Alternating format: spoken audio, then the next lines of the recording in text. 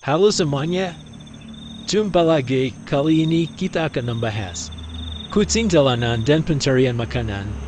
Di sebuah kota yang sibuk, ada seekor kucing jalanan bernama Moke. Ia hidup sendiri dan harus mencari makanan di tempat-tempat yang tidak terduga.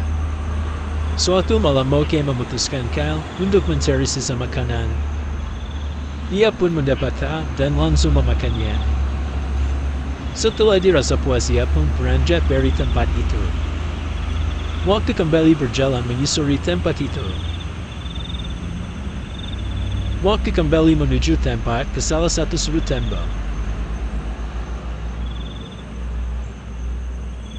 Moke pun kembali mendusnya salah satu dari pakaian itu.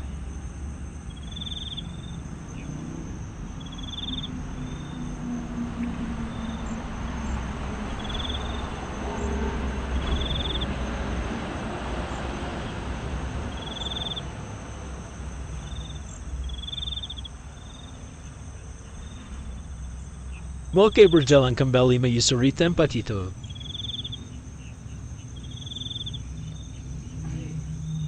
Sesekali Moke memperhatikan suasana yang berbeda di depannya.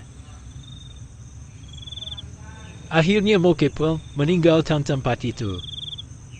Itulah tadi sepenggal cerita tentang kucing jalanan.